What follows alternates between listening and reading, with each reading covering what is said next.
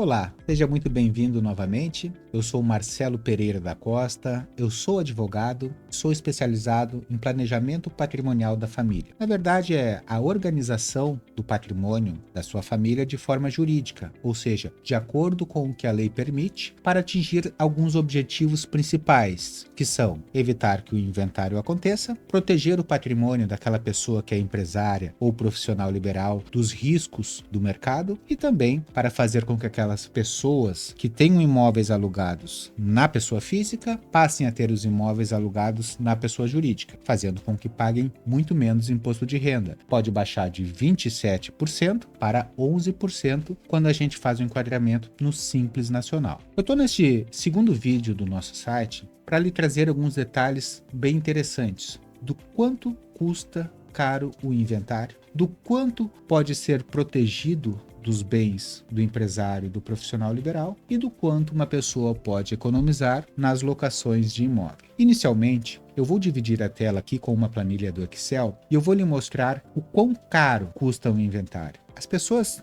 têm uma noção de que inventário é algo caro e demorado, mas elas não têm uma noção da realidade, de quão caro é um processo de inventário. Então, eu peço que coloque e divida a tela aqui comigo. Então, nós vamos aqui para esta planilha que vocês estão vendo aqui. Eu vou pegar um exemplo de uma família que tem um imóvel de R$1.500.000. Você pode utilizar este exemplo para levar para a sua realidade. Eu vou trazer valores para você aqui e você, de acordo com o tamanho do seu patrimônio, pode, num exercício mental, verificar quantos seriam esses valores para o seu caso prático. Neste caso, como vocês podem ver, nós temos um imóvel que tem um valor de R$1.500.000, esse valor é o valor de mercado dele. E este imóvel foi comprado por esta família já há alguns anos, e na época em que ele foi comprado pelo valor de R$150.000. Tá bem? Ocorre que nós estamos fazendo aqui uma avaliação de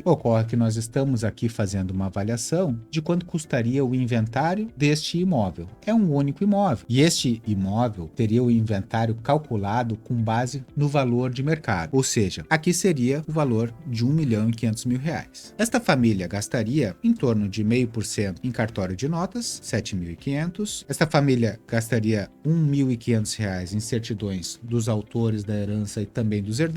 Gastaria no cartório de registro de imóveis em torno de R$7.500, também 0,5%. Os honorários de advogado, pela tabela da OAB do Rio Grande do Sul, é de 6%. 6% para os casos de inventário que acontecem na via extrajudicial, sem litígio entre as partes, ou seja, com todo mundo de acordo. Os honorários de 6% ficariam em R$90.000. Estes são os honorários que eu cobro no meu escritório. Algum advogado pode cobrar até mais do que isso. Porém, se um advogado estiver cobrando menos do que isso, estará cometendo uma falta disciplinar. O imposto no Rio Grande do Sul, o ITCD, também é de 6% neste caso de uma herança de R$1.500.000. Então daria mais R$90.000. Vejam, apenas para que seus filhos recebam, seus filhos, sua esposa, seu marido, apenas para que seus filhos recebam os bens que são seus, eles teriam que desembolsar praticamente R$200.000. Eles teriam que desembolsar 13% da sua herança. Agora pensa, você trabalhou duro para construir este patrimônio. Você construiu sempre pensando que este patrimônio seria da sua família, correto? Você imaginava que existia uma conta a ser paga de praticamente R$200.000? Praticamente 15% do valor da herança que seus filhos vão ter que pagar de uma vez só? As pessoas sabem que inventário é um processo caro, mas elas não têm a noção exata de quão caro é o inventário. E vejam, ainda que seus filhos tenham esse valor livre, demoraria até 1 ano para que os bens passassem para eles. Porém, existe um cenário pior. Seu filho hoje, responda com sinceridade, seus filhos teriam um valor de R$200.000 para tirar de uma hora para outra para receber os bens que são seus, os bens que são da sua família? Muitas vezes a realidade não é essa. Em muitos casos, as pessoas, para conseguirem fazer o processo de inventário, são obrigadas, são forçadas a vender o próprio imóvel da herança. Você já ouviu falar sobre isso? Já ouviu falar de pessoas que tiveram que vender um dos bens da herança para poder pagar o inventário? Infelizmente, isso é muito comum. Eu trabalho fazendo inventários também. E no meu trabalho eu já vi isso acontecendo muitas vezes, infelizmente. No caso desta família, é apenas um imóvel de herança. Este único imóvel teria que ser vendido para poder receber o valor correspondente a ele. A família já não recebe mais o imóvel. Todas aquelas memórias, lembranças, todas aquelas memórias afetivas vivenciadas naquele imóvel acabam se perdendo. E vejam, quando a gente fala em vender um imóvel, nós estamos falando em vender um imóvel que está em inventário. Quem vai pagar R$ 1.500.000 por um imóvel em que não pode entrar imediatamente? Ora, a pessoa que paga R$ 1.500.000 por um imóvel quer entrar no imóvel, quer entrar e morar no dia seguinte. Como está enrolado em inventário, e o inventário pode ser demorado, a gente fala em 1 ano, mas pode demorar mais. Se um dos herdeiros tiver dívidas, por exemplo, esse inventário pode durar anos. Então, quem se interessa em comprar imóveis que estão em inventário são investidores. Porque investidores não vão precisar da imediata disponibilidade daquele bem e também, por outro lado, os investidores vão querer ganhar algum lucro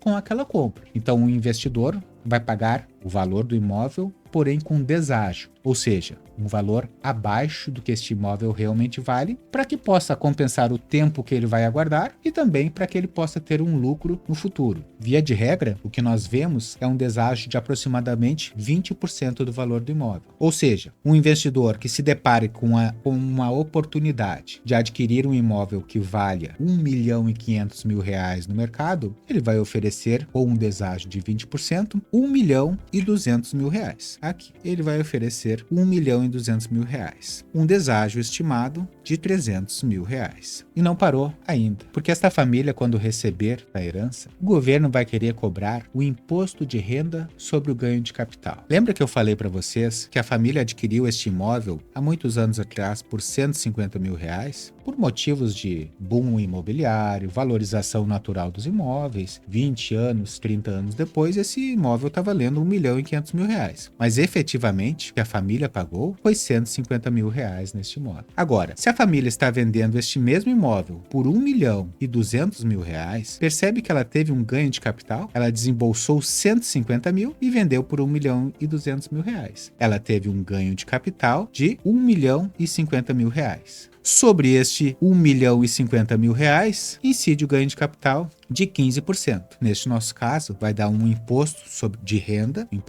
sobre ganho de capital de R$ 157.500. Olha, pessoal, aqui nós temos as despesas naturais do inventário, R$ 196.500. Nós vamos ter um deságio que a família perde porque tem que vender o imóvel dentro de um inventário, aproximadamente um deságio de 20%, R$ 300.000, e ainda vai pagar um imposto sobre o ganho de capital de R$ 157.500. Ao total, os filhos, os herdeiros, vão estar desembolsando para receber o imóvel que era do seu pai e de sua mãe. Esses filhos vão estar desembolsando R$ 654.000, ou 44% do valor da herança. Você sabia que o processo de inventário era tão caro? Na realidade, se a família não tem 196 disponíveis e tiver que vender um imóvel, o valor sobe muito, vai para R$ 654.000. E aquela herança que você sempre achou que ficaria para seu filho, para sua filha, que era de R$ 1.500.000, na verdade é de R$ 846.000. Sabe o que acontece na prática? Com R$ 846.000, o seu filho teve que vender o imóvel que você tanto trabalhou para construir, para adquirir. Sobrou para ele este valor. Com este valor, seu filho sequer mora no mesmo bairro. Ele sequer vai conviver com a vizinhança que ele sempre conviveu. Este é o cenário que nós temos, que o sistema entrega para você. Se você não fizer nada, o sistema lhe entrega isso. Será que é para arrecadar dinheiro? Será que eles não falam que existe uma alternativa a isto porque é confortável ganhar bastante dinheiro? Advogado ganha bastante dinheiro, o governo ganha bastante dinheiro, investidores ganham bastante dinheiro, são os que mais ganham aqui neste exemplo. Agora, por que ninguém fala para você que existe uma alternativa? Eu vou lhe mostrar qual é a alternativa. E é possível fazer quando se trabalha com planejamento patrimonial para a sua família. Eu vou mudar aqui de planilha. Aqui estão repetidos. Nessa primeira tabela, eu vou traçar uma linha aqui, ó. Desta linha para cá estão os valores que nós já vimos. Os 196 mil de impostos, 300 mil de deságio, 157 mil de ganho de capital. Aquele valor que nós já havíamos visto anteriormente, que dá 44% do valor da herança.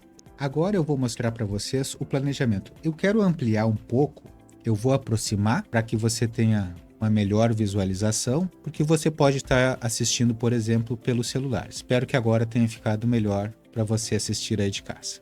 Olha só. Quando nós fazemos o planejamento patrimonial, lembra que eu falei que a família adquiriu o imóvel por 150 mil reais? Pois é, o planejamento patrimonial vai ser baseado no valor de aquisição do imóvel, ou seja, 150 mil reais. Nós não teremos despesa de cartório de notas. Por quê? Porque é tudo feito através da junta comercial. Então nós não teremos despesa de cartório de notas, mas teremos despesa de junta comercial, menos de R$2.000. Nós vamos ter que tirar as certidões das pessoas que participam deste planejamento e nós vamos ter um cartório de registro de imóveis que incidem os emolumentos, que são os valores que nós temos que pagar para o registrador. Esses valores incidem sobre o valor histórico do bem. No nosso exemplo, 150 mil reais. Então aqui já existe uma grande diferença.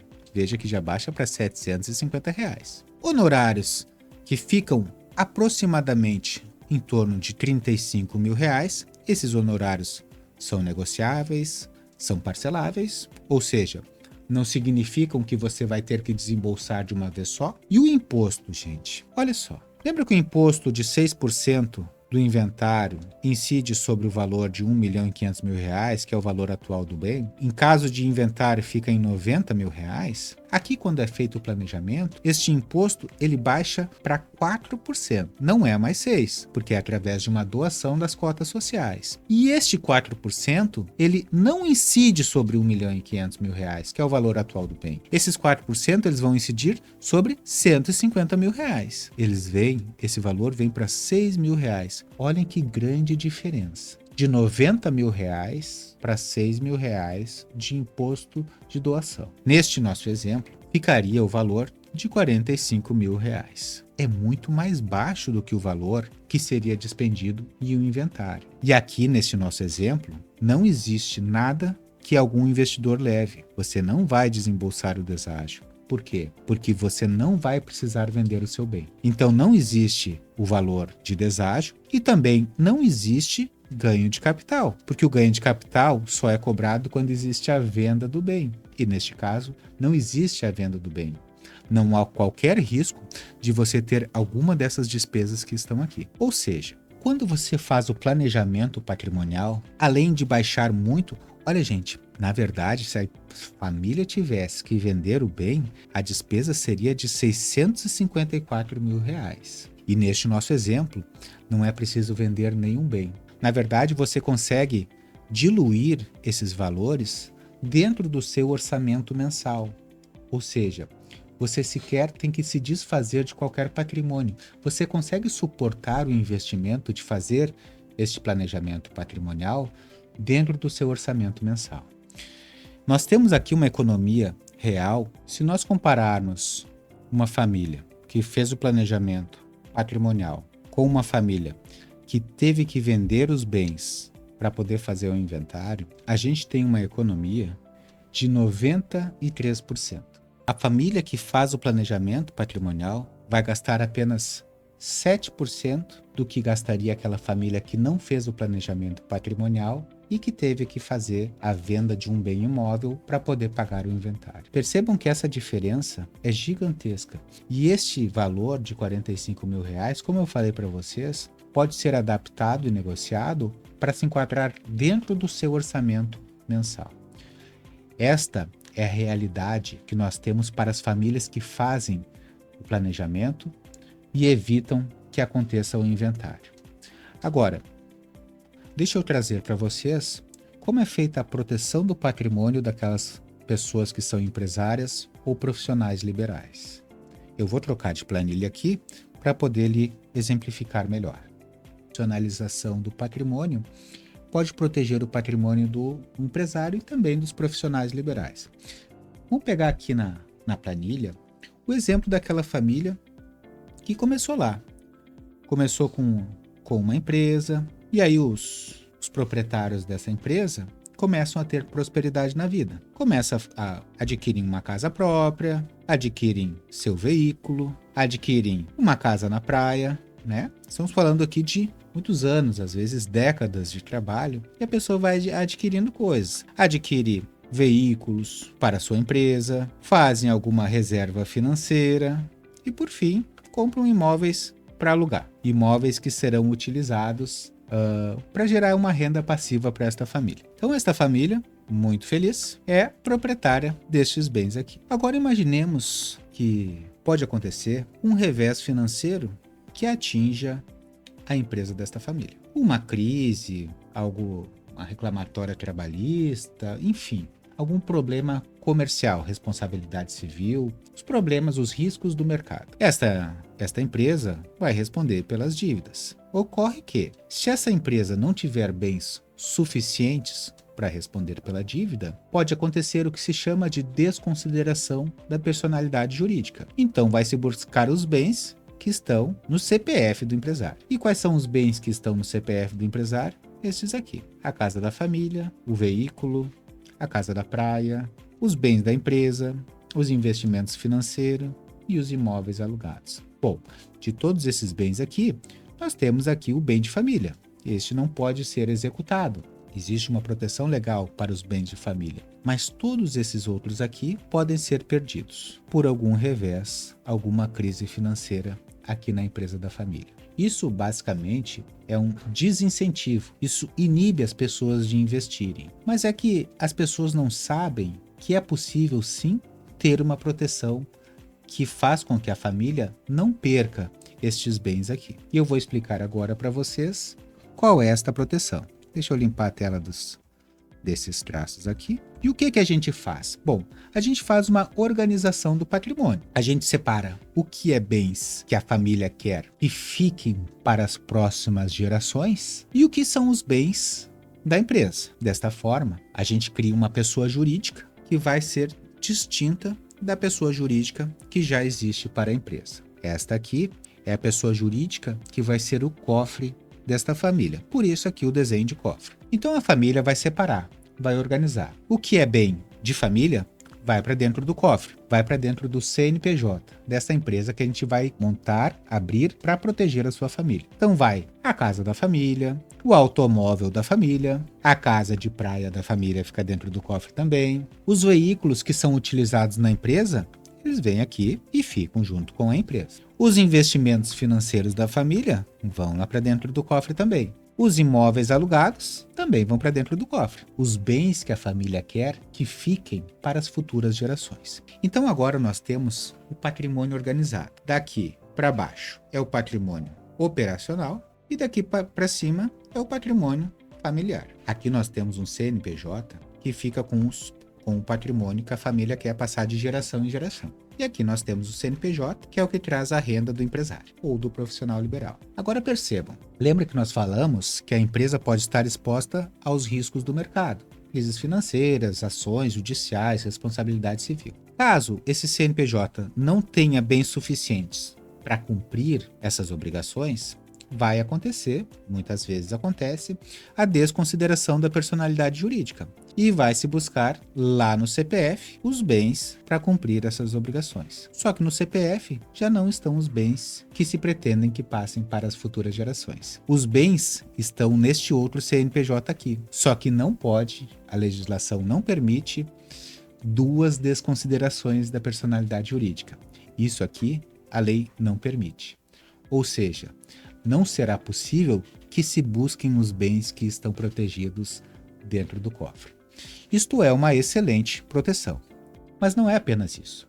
Nós temos aqueles casos de empresas que exercem as suas atividades operacionais e que exercem também, por exemplo, o transporte. Deixa eu utilizar aqui um exemplo.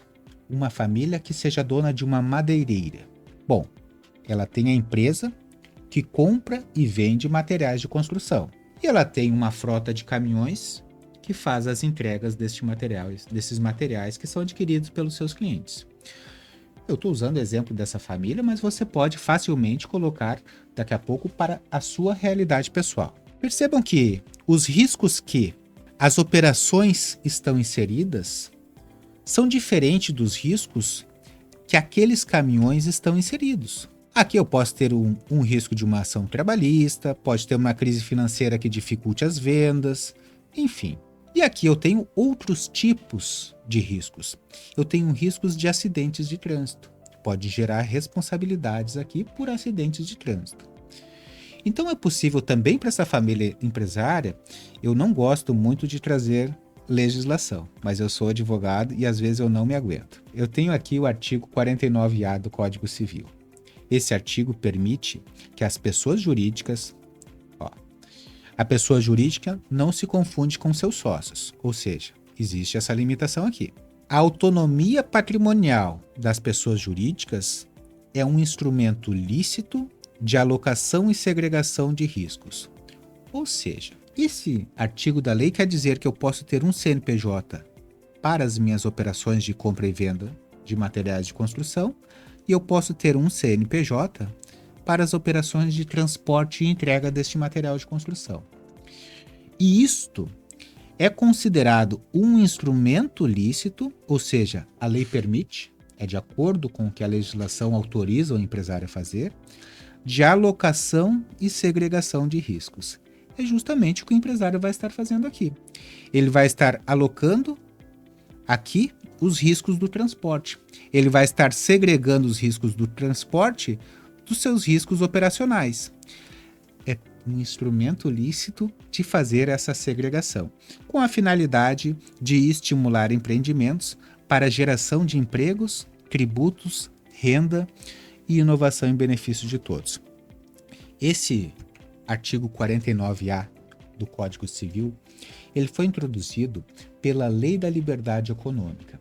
Esta Lei da Liberdade Econômica trouxe uma verdadeira revolução em benefício dos empresários. E muitas pessoas, mesmo advogados, colegas, não têm a real dimensão de quão benéfico isso pode ser justamente para a geração de empregos, tributos, renda e inovação. É uma forma de incentivar o empresário a organizar o seu patrimônio de maneira que ele possa, sim, possa exercer a atividade empresária, segregando o que é risco de um e o que é risco de outro e protegendo o patrimônio da sua família.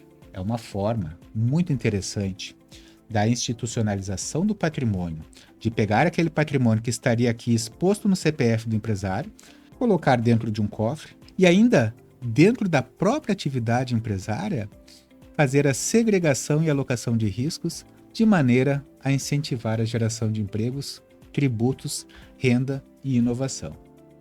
Esses são os benefícios que nós temos no segundo tópico que eu levantei. Bom, o primeiro foi de evitar o inventário, que nós já vimos. Este aqui é de proteção do patrimônio do empresário e do profissional liberal. E agora eu quero mostrar para vocês uma terceira planilha.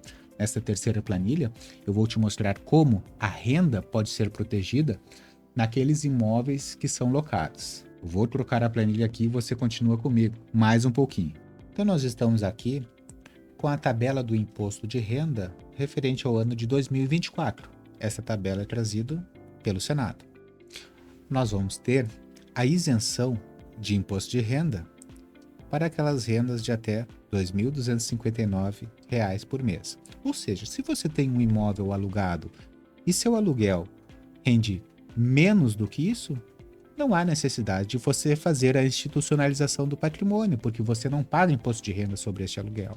Agora, se vai de 2.259 até 2.826, você paga 7,5%. Ainda não vale. Começa a valer a pena institucionalizar estes imóveis alugados quando a sua renda ultrapassar os R$ 2.826. Aqui você já seria enquadrado na faixa de 15%. Bom, depois aqui de 3.700 a 4.600, 22,5%. E acima de 4.664, 27,5%. 27,5%. Isso aqui, quando você institucionaliza patrimônio, você consegue ter, na verdade, uma tributação de 11%. Vai ser tributado abaixo do que seria nas faixas do imposto de renda, que tem alíquotas acima de 11%.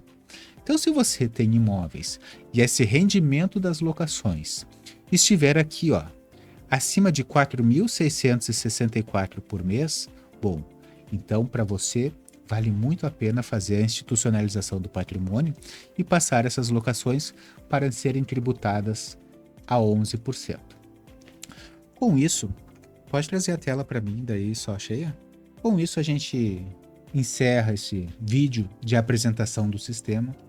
Eu procurei aprofundar nas 3 principais vantagens de fazer o planejamento patrimonial, de institucionalizar o patrimônio, que foram evitar a existência do inventário, proteger o patrimônio do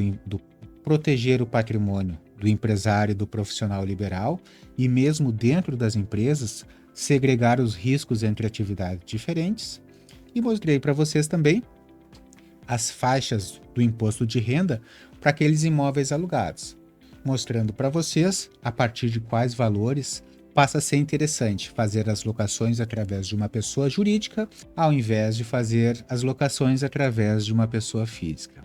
Espero ter trazido bastante esclarecimento, bastante conteúdo para você. E se você ainda ficou com alguma dúvida, quer aprofundar o conhecimento em alguma dessas áreas, faça contato conosco através dos nossos canais de atendimento. Muito obrigado.